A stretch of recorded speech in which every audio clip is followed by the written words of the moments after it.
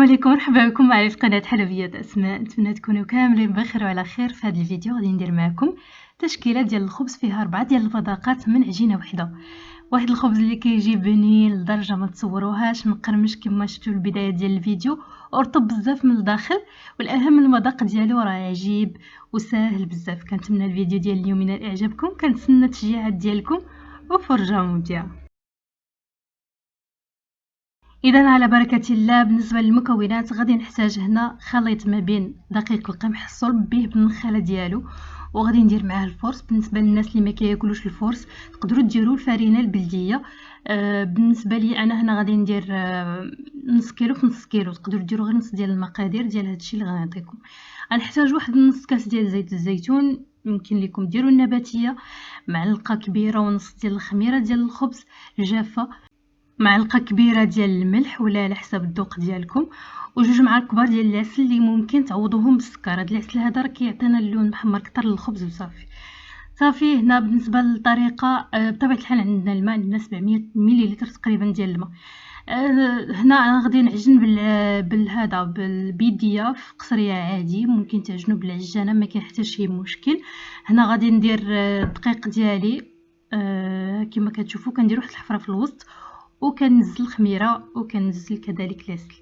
الماء راه دافي، وغادي نحاول ندوب هاد المكونات الاول في الاول ندوبهم في الوسط، عاد نبدا نزيد الماء بالتدريج وانا كنجمع العجينه ديالي.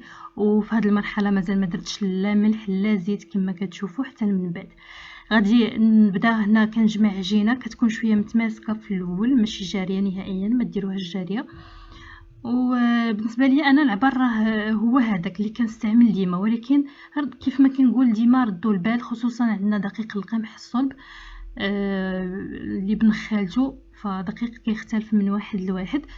يمكن ليه يكون يشرب كتر، ويمكن ليه يكون يشرب قل. فكنجمع عجينه ديالي في الاول ما كنعجنها ما والو.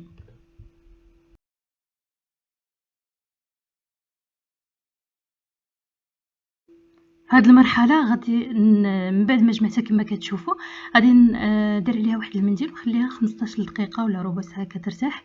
عاد نرجع نضيف عليها الزيت والملحه، وغادي نخدمها مزيان ولا نعجنها مزيان. يمكن لكم تنقزوا هاد المرحله الا استعملتوا العجانه، فغتوضعوا العجينه ديالكم كتعجن بلا ما تزيدوا الملحه والزيت. وملي كتدلك ليكم تقريبا واحد 8 ديال الدقائق بحال هكا، كتزيدوا ديك الملحه والزيت وتخليوها تكمل الدليك ديالها في العجانه صافي. عاد كتخليوها تخمر. فانا هنا كنزيد هاد الملحه والزيت وكندلك العجينه ديالي مزيان. هذه عجينه اللي خصها تدلك، ما نقدرش نقول لكم ماشي ضروري تعجنوها، غادي تدلكوها مزيان. ومن بعد ما كتولي ملسه بحال هكا وكيوليو فيها بحال فقاعات، غادي ندهنوها بشويه ديال الزيت، نغطيوها بلاستيك منديل ونخليوها في مكان دافي حتى تخمر لينا مزيان وحتى في الحجم ديالها.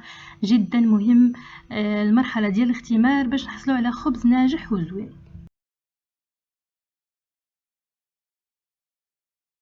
من بعد ما خمرت ليا مزيان كما كتشوفوا، غادي نحيد لها داك البلاستيك وغادي نحاول نفرغ منها الغازات اللي تجمعوا فيها على هذا الشكل. غادي نبسطها واحد شويه وغادي نحاول نقسمها بشكل مقاد كما كتشوفوا هنا. غير كنعبر باش يجوني قياس واحد، ولا ممكن حتى تقسموهم مع تعبروهم بميزان. باش غادي كيف ما قلت ندير 4 ديال الاشكال ومذاقات مختلفه. فغادي نبدا باول طرف، دائما نغطي العجينه ديالي بلاستيك ما نخليهاش عريانه. وهنا كنزل العجينه ديالي، الا احتاجيتو دهنوا بواحد شويه ديال الزيت، انا بالنسبه ليا ساهله عجينه في الخدمه. غادي نزيد بالنسبه لهذا الخبز هذا البصله خضاريه مشحره مع شويه ديال الملحه، ثومه والابزار فقط. غير كنشحروهم واحد 2 دقائق بحال هكا، غير كينزل منهم الماء وكنزيدوهم. وندير فرماج محكوك غادي نوزعهم بهذا الشكل اللي شفتوا، ونبدا كنطوي في العجينه ديالي وكنجمعها حتى كندخل فيها داك الفرماج والبصله. المذاق الثاني غادي نديروه بالزيتون كحل مقطع.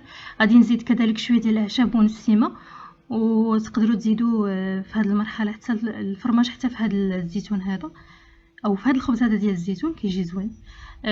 كنطويو العجينه ديالنا ديما بنفس الطريقه بلا ما نبقاو نعجنو فيها وندلكو فيها، غير كنبداو كنطويو فيها شويه بشويه حتى كتجمع معنا كويره وكيكون دخل فيها داك الزيتون.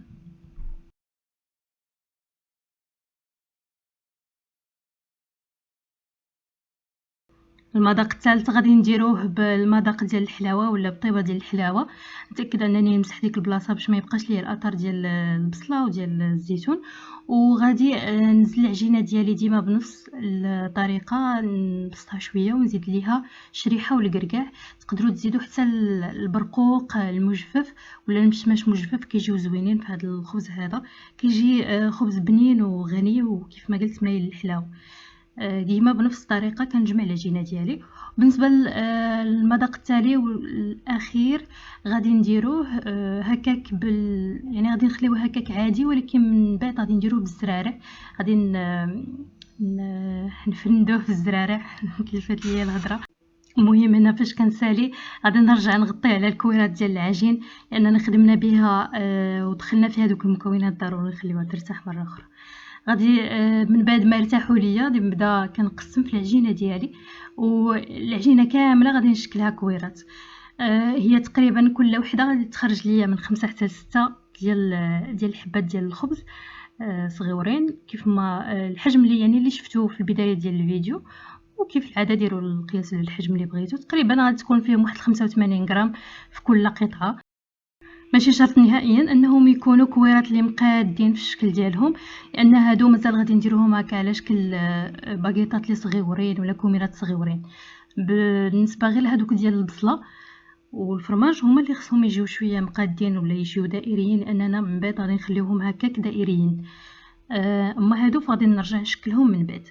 صافي كيف ما قلت هنا القياس كامل ولا الكميه كامله ديال العجينه اللي عندي غادي نشكلها كويرات، وديما كنخلي العجينه ديالي ترجع ترتاح باش نقدر نشكلها بكل سهوله، ما تبقاش انا كنقرص فيها وهي كترجع. كما قلت لكم فكنسالي هنا نكور العجينه كامله وكنرجع لاول حبه وكنبدا نشكل في هذا ديال الزيتون.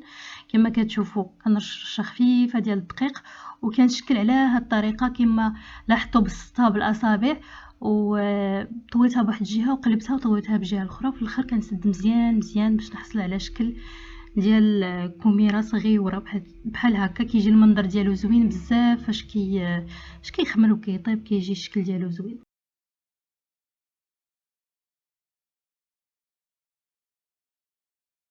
بالنسبه لهذا اللي درناه بالبصله، البصله الخضاريه والفرماج احمر، غادي نحاولوا اننا نطلقوهم بالدلاك هكا، ولا تقدروا تطلقوا غير بيديكم. انا كنفضل الدلاك لانه كيجيب خبزه مقاده وزوينه في الشكل ديالها.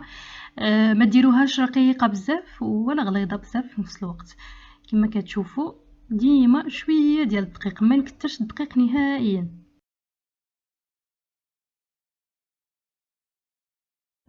صافي عمرت اللاطه الاولى. غادي نحاول انني نبسط هادو شويه هادو ديال الزيتون.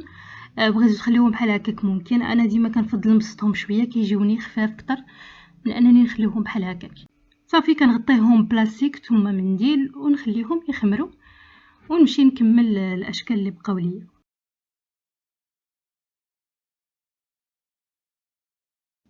بالنسبه لهاد الشكل ديال الكركاع فغادي نديروه على شكل ديال باكيط لي صغيورين. ديما كنبسطوهم بهاد لي باكيط الصغيورين. غادي نحاولوا اننا نبداو كنلويو وكنزيروا بالاصابع ديالنا، وديما كتسدوا على العجينه. تاكدوا انكم تسدوا باش ما يتحلوش ليكم فاش يخمروا. غادي نبدا كنحرب هكا الجناب باش نعطي نرقق دوك الجناب ونعطي واحد المنظر ديال لي باكيط الصغيورين. صافي كنحطهم في اللاطه. نفس الحاجه بالنسبه لهادو غادي نحاول انني نبسطهم واحد شويه من بعد ما كنسالي.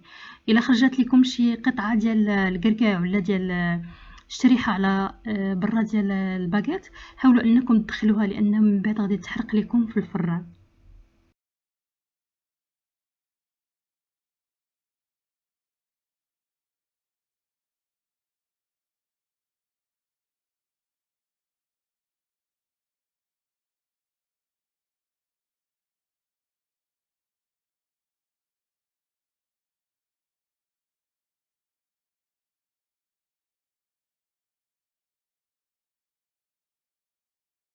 الشكل الاخر اللي ما ضفنا للعجينه حتى شي حاجه غادي نديروه بالزرارع كيف ما قلت لكم من قبل.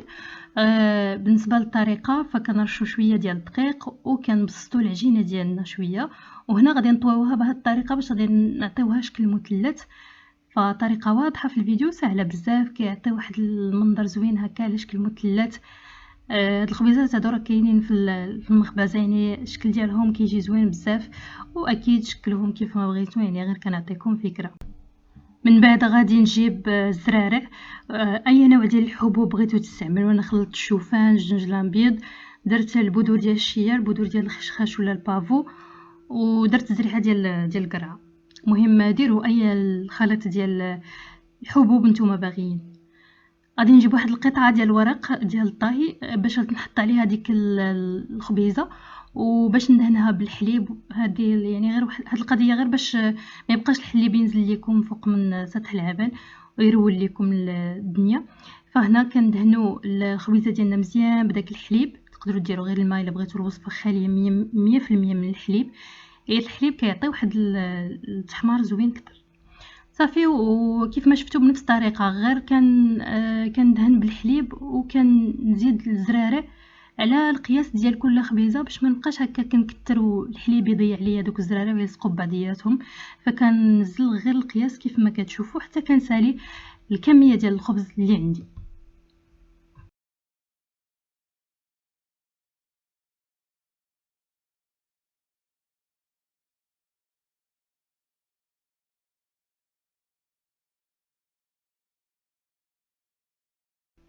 صافي، هنايا الخبز ديالي ها هو خمر كما كتشوفوا مزيان.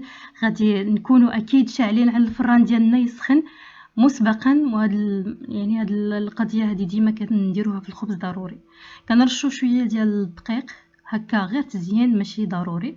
وغادي نفلح بالنسبه لهادو ديال الزيتون، غادي نفلحهم تفليحه وحده في الوسط، وبالنسبه لهادوك ديال البصله ندير فيهم بحال الشكل ديال النجمه.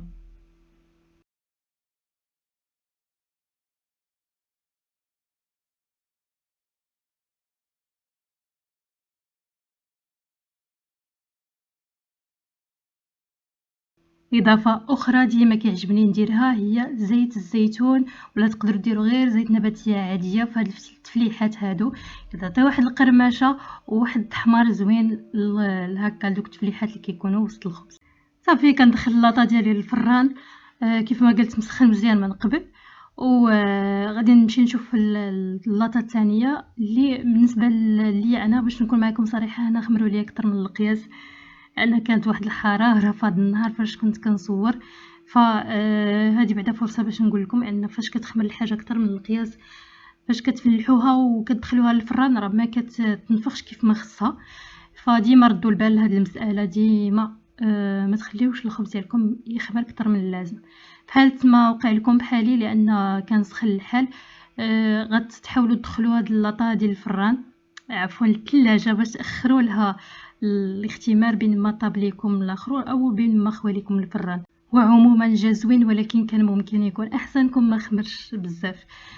صافي، حتى بالنسبه لهذوك اللي بالزرارع كما كتشوفوا هنا راه دخلتهم في الفران لان كانوا غادي يخمروا ليا حتى هما اكثر من اللازم. دخلتهم بدقه واحده، ولكن من الاحسن دائما طيبوا غير وحده لاطه بلاطه. كيف ما كيبان لكم واحد الترمومتر ولا واحد الميزان ديال الحراره لداخل، هذاك تقدروا تلقاوه في المواقع الصينيه، راه زوين زوين بزاف، سواء كان عندكم فران ديال الضو ولا ديال الغاز باش تعرفوا الحراره بالضبط اللي عندكم في الفران. صافي، وكنراقبو حتى كيطيب وكيتحمر ليا وياخذ ليا اللون اللي بغيت. بالنسبه لهذا النوع ديال الخبز كيبغي شويه الحراره طالعه لانه فيه دقيق القمح، فكيشد شويه الطياب او شويه ديال الحراره.